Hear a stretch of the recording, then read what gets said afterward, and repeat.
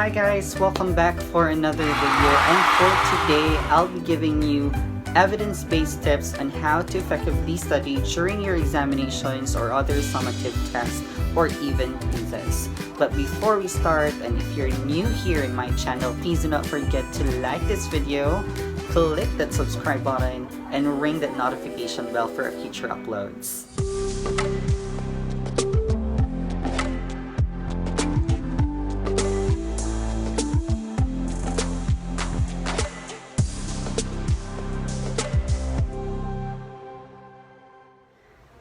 So before we go on to the actual discussion on the evidence-based tips on effectively studying during examinations or other summative tests, I'll take you first into three different parts of the discussion.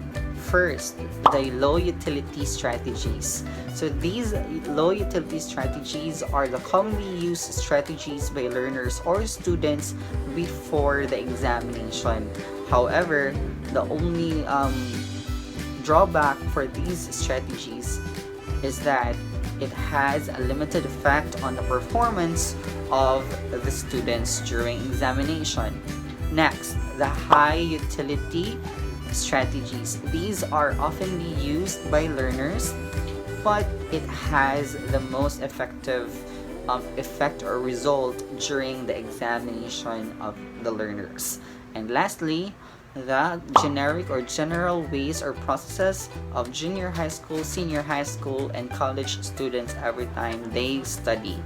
So these are the actual or usual actions done by students before, during, and after studying. So I'll be flashing here on the screen the different resources or references that I will be discussing and sharing to you the moment we go on to the actual discussion. So for low utility strategies, we will be talking about three different techniques. First, annotation, followed by highlighting and underlining, and lastly, rereading technique. Now for annotation, we all know that annotation is a strategy or an act to communicate with the text. So meaning to say, we are establishing connection between the reader and the text that we are using. However, how do we really communicate, or how do we really annotate the text?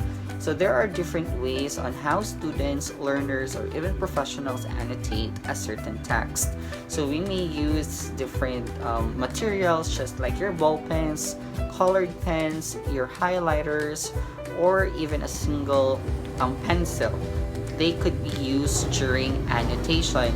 So in annotation, simply give your comment, your questions, or emphasizing those words that are not really common to you or unfamiliar to you. Then later on, you go to a dictionary and then search for the meaning of the word. So basically, those are the common acts that you do when you annotate. You highlight, you ask questions by writing them on the text, you emphasize or encircle, underline, or even put a symbol that locates unfamiliar words or any other confusing parts of the text.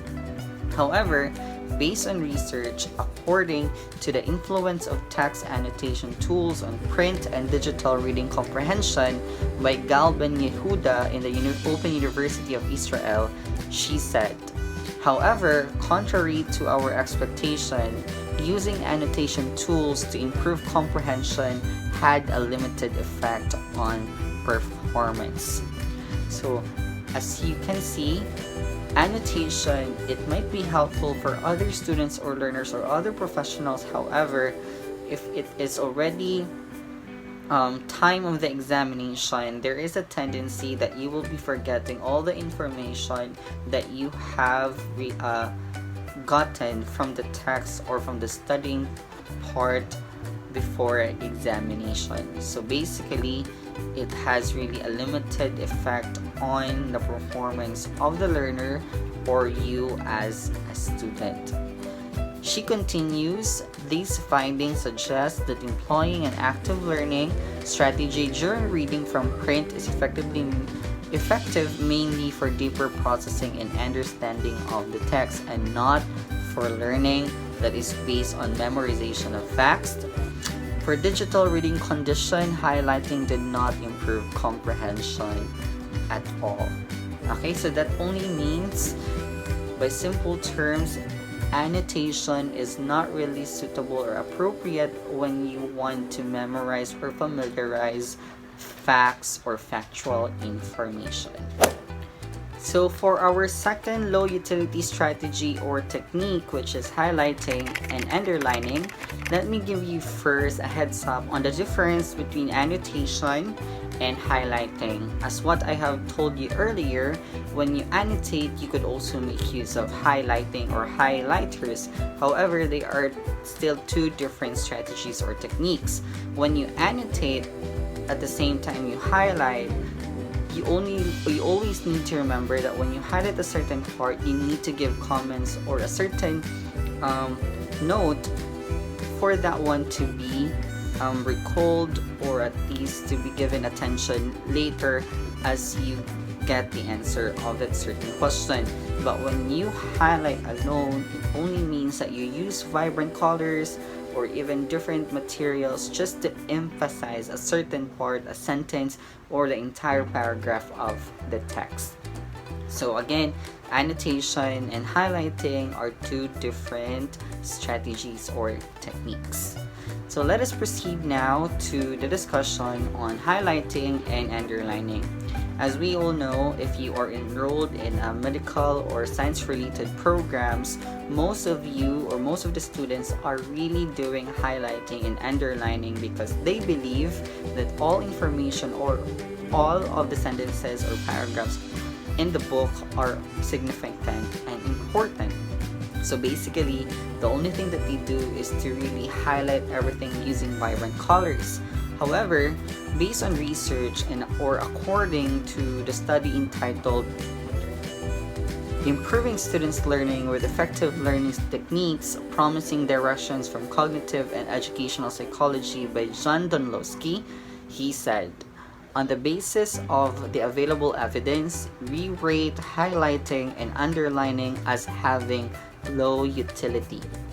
In most situations that have been examined and with most participants, highlighting does little to boost in performance. It may help students have the knowledge needed to highlight more effectively or when texts are difficult, but it may actually hurt performance on higher level tasks that require inference making. So there you have it. If you think about the certain part or conclusion of John Donlowski's research about highlighting and underlining, it only means that when you're going to highlight or underline, it is not really effective for critical thinking or inference making. It only means that you simply memorize that certain part without fully or critically understanding the text or the information. And he continues, future research should be aimed at teaching students how to highlight effectively, given that students are likely to continue to use this popular technique despite its relative ineffectiveness. And yes, that is correct. So even though research tells us that highlighting is not really that effective, there are still other students or learners who continually does it because they believe it is really appropriate and effective on their part as the learner. So let us now proceed to the last low utility strategy or technique, which is rereading. To simply understand what is rereading technique, it only means that a certain reader goes back from the very beginning until the last part of the text which he or she used for studying. However, even though that we are doing this one, this has also a limited effect on the performance during examination. As we all know, we do rereading one day before the examination dates. okay? Because we have already touched on that particular part prior to the examination. However, based on the study of John Doluski, he said that rereading as having a low utility. Almost no research on rereading has involved learners younger than college-age students, and an insufficient amount of research has systematically examined the extent to which rereading depends on other student characteristics such as knowledge or capability. Concerning criterion tasks, the effects of rereading do appear to be durable across at least modest delays when rereading is spaced. However, most effects have been shown with recall-based memory measures, whereas the benefit for comprehension is less clear. Finally, although rereading is relatively economical with respect to time demands and training requirements when compared with some other learning techniques, rereading is also typically much less effective. So, as you have it, it only means that rereading, even though that it is really practical, it does not really give us much effort or time spent to really study and familiarize everything. Rereading is only for a memory-based or recall-based memory technique. It only means that it only gives us a momentary retention of the information, but is not really for critical thinking. It means you have recalled the information, but there is no comprehension.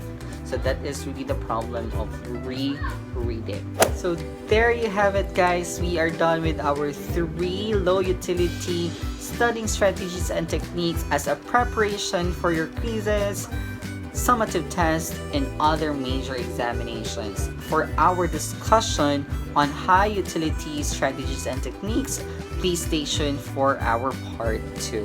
And before we go to the outro, please do not forget to give this video a thumbs up and leave a comment as your takeaway in this video. Bye!